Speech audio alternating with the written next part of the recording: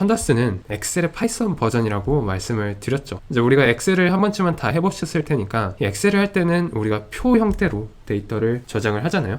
이제 이런 표가 판다스에서는 데이터 프레임이라고 불립니다. 그리고 이 데이터 프레임이라는 거는 시리즈라는 데이터 타입을 여러 개 붙여서 만들어진다 라는 거를 이제 기본적으로 알고 계시면 되겠습니다. 그래서 우리는 이 데이터 프레임과 시리즈형 데이터를 생성하는 것부터 이제 그들을 CRUD 하는 방법까지 한번 하나씩 배워보면 되겠습니다. 우선 이 판다스라는 기능을 사용하기 위해서 이렇게 import pandas as pd라고 해주시면 됩니다.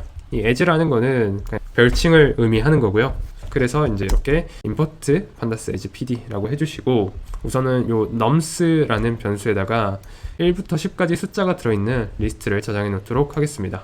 자, 우선은 요 데이터 프레임의 기본이 되는 요 시리즈형 데이터를 먼저 살펴보도록 할게요. 시리즈형 데이터를 생성하기 위해서는 어떻게 해야 되냐면은 이렇게 판다스에 있는 시리즈라는 메서드를 사용해 줍니다.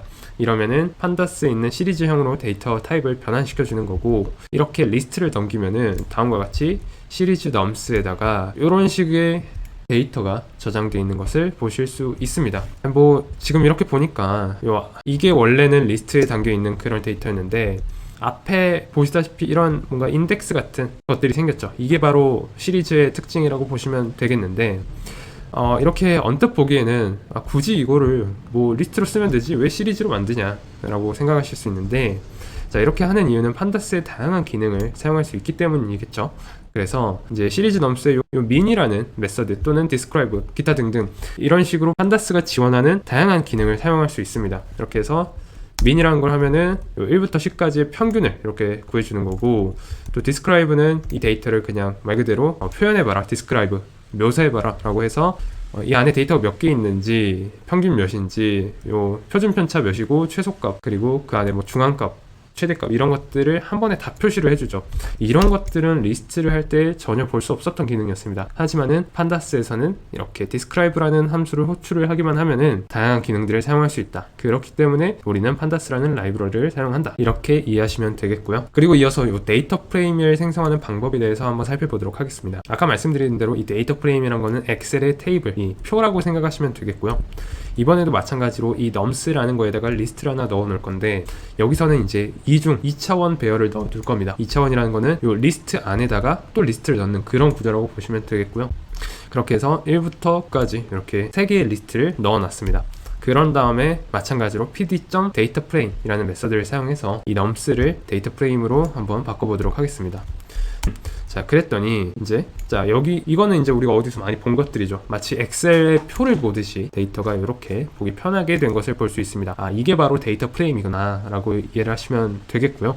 아까 말씀드린 대로 이 시리즈라는 거는 데이터 프레임의 일부라고 말씀을 드렸죠. 그래서 여러 개의 시리즈를 합친 게 바로 이 데이터 프레임이다 라고 말씀을 드렸습니다. 그래서 우리가 이 파이썬의 타입이라는 함수를 사용해서 이 df-nums를 출력을 해보면은 판다스의 데이터 프레임이다 라고 말해주고 있고, 그리고 이렇게 리스트나 문자열 인덱싱 하듯이 데이터 프레임도 마찬가지로 이 컬럼 이름을 이렇게 대괄호 안에 넣어주면은 그렇게 인덱싱을 할 수가 있는데, 0이라는 이름을 가진 컬럼을 출력해달라. 자, 이렇게 출력을 하고 이 자체의 데이터 타입을 한번 출력을 해보면은 판다스의 시리즈 형태다 라고 말하고 있는 것을 볼 수 있습니다. 그렇게 보면은 이 df-nums라는 거는 사실은 이렇게 0, 1, 2 이렇게 3개의 시리즈 데이터가 모여서 데이터 프레임을 이루고 있구나 라는 거를 이제 개념적으로 알아주시면 되겠습니다. 네, 그리고 이제 그 다음으로는 데이터 프레임을 생성하는 다른 방법을 한번 알아보겠습니다. 제가 이전에도 파이썬 기초를 진행할 때 말씀드렸다시피 새로운 데이터 타입을 만나면은 그 해당 데이터 타입을 어떻게 CRUD를 하는가, 이것만 알게 되면은 그 해당 자료 구조는 다 파악이 완료된 거나 다름이 없다라고 말씀을 드렸죠. 그것과 마찬가지로 우리는 이 데이터 프레임이라는 새로운 자료형을 어떤 식으로 create, read, update, delete 하는지 이 CRUD 방식을 하나씩 알아보도록 하겠습니다. 자, 우선은 이 데이터 프레임을 생성하는 방법부터 알아봐야겠죠. 사실 위에서 이렇게 생성하면 되는구나 라고 알아보긴 했는데, 이것 말고도 좀 몇 가지 방법이 더 있습니다. 그래서 우선 첫 번째로는 이제 우리가 알고 있는 대로 이렇게 users라는 변수에 뭐 이렇게 2차원 배열을 전달해서 리스트 형태로 전달해서 이 데이터 프레임을 만드는 방법이 있고요. 근데 여기서 마찬가지로 여기 첫 번째 0번째 컬럼은 이제 애들의 이름인 것 같고, 또 두 번째 1번이라는 컬럼은 애들의 키, 그리고 세 번째 컬럼은 이제 얘네들의 나이, 뭐 요 정도로 하고 싶습니다. 그래서 0, 1, 2라는 이제 디폴트 컬럼 네임이 있는 게 아니라 컬럼명을 우리가 원하는 대로 하고 싶어요. 컬럼명을 설정하고 싶을 때는 이 데이터 프레임 자료형에다가 요 컬럼스라는 속성을 호출해주고, 이거를 이제 컬럼스라는 속성을 이렇게 리스트 형태로 전달해서 업데이트를 해주시면은 요 순서에 맞게 name, height, age라는 컬럼 네임으로 이렇게 업데이트 되는 것을 보실 수 있습니다. 이렇게 해서 리스트를 전달해서 데이터 프레임을 생성하는 방식이 있고, 또 딕셔너리를 전달하는 방식도 있어요. 아까는 2차원 배열로 선언을 했지만은 지금 보시면은 이렇게 중괄호로 돼 있어서 딕셔너리로 돼 있고 키와 밸류 값으로 전달되는 것을 보실 수 있습니다. 그렇게 해서 여기서는 바로 요 딕셔너리로 전달된 키 값이 바로 컬럼 값이 되는 것을 보실 수 있고요. 그리고 이제 세 번째 마지막으로 볼 방식인데, 이 리스트 안에 딕셔너리가 있는 이런 형태라고 보시면 되겠습니다. 지금 보시면은 맨 바깥을 감싸고 있는 게 대괄호, 즉 리스트라고 보시면 되겠고, 이 리스트 안에 딕셔너리 하나하나가 들어가 있는 것을 보실 수 있습니다. 현업에서는 현재 뭐 API 요청의 결과로 이런 식으로 뭐 제이슨 형식으로 이런 데이터 포맷으로 올 가능성이 큽니다. 그래서 아마 뭐 데이터를 다루는 일을 하게 되면은 아마 이런 방식의 데이터를 가지고 데이터 프레임으로 가공하는 일이 가장 많지 않을까라고 생각을 하고요. 근데 뭐 그거는 뭐 지금 중요한 건 아니고 그냥 여담으로 들으시면 될 것 같습니다. 뭐 어쨌든 이런 식으로도 데이터 프레임을 생성할 수 있다라고 보시면 되겠습니다. 네, 그러면은 이제 여기까지 해서 데이터 프레임을 어떻게 생성하는지에 대해서 한번 배워봤고요.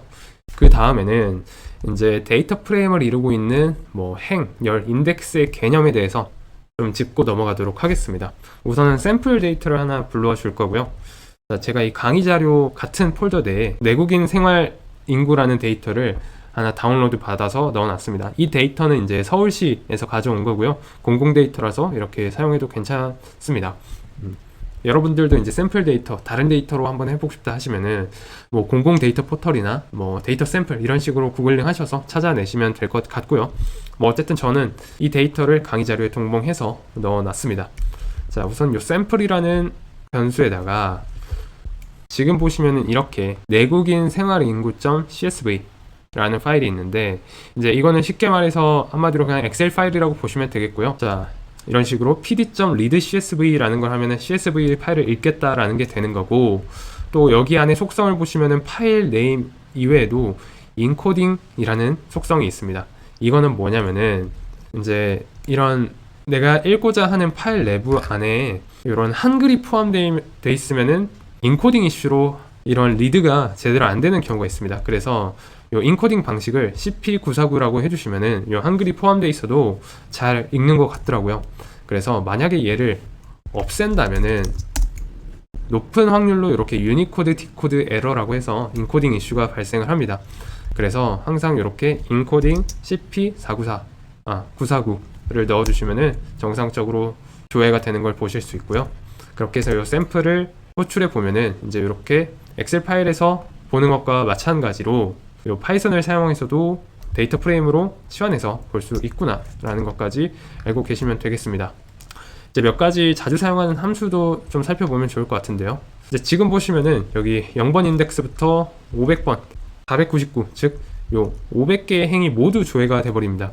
근데 이제 이렇게 500개의 행을 모두 출력할 필요는 없는 경우가 더 많을 거예요. 그냥 데이터의 생김새만 보고 싶은 경우가 있을 수 있습니다. 그래서 요 head 또는 tail이라는 함수를 사용해서 맨 위나 맨 아래 n개의 데이터만 보실 수 있는 기능도 지원을 합니다.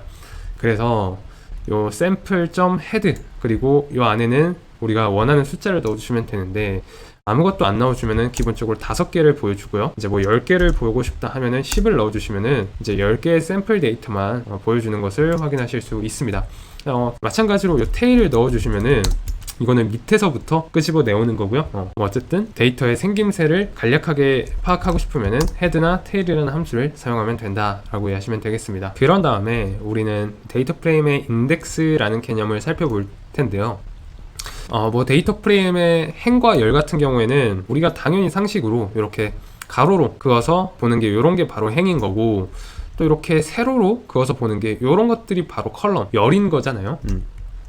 근데 이런 인덱스라는 개념도 존재를 합니다. 인덱스라는 건 어떤 거냐면은, 우리가 책의 앞부분을 보면은 이제 목차라는 게 있죠. 그래서 목차를 보면서 우리가 책에서 원하는 부분을 쉽고 빠르게 찾아낼 수 있는 그런 개념이죠. 바로 이 데이터 프레임에서도 이런 인덱스라는 게 존재하고, 그 데이터 프레임 내부에서 내가 원하는 데이터만 뽑아내고 싶을 때 훨씬 더 빠르게 검색하고, 또는 데이터를 정렬할 때 조금 더 쉽게 할 수 있게 도와주는 개념이 바로 이 인덱스라는 거라고 보시면 되겠습니다. 이 인덱스라는 것도 다 지정을 해줄 수가 있어요. 우선은 지금 이 샘플 데이터에서 이렇게 보시면은 이 인덱스라는 게 존재하지 않습니다. 뭐 존재하긴 하는데, 이렇게 기본 인덱스가 그냥 지금 0부터 499까지 그냥 500개 데이터가 있어. 별로 의미가 없는, 이 범위만 나타내주고 있는 의미 없는 인덱스가 돼 있어요. 근데 이제 우리는 여기서 요 일자라는 컬럼이 있죠. 이 일자라는 컬럼을 인덱스로 지정을 해보도록 하겠습니다.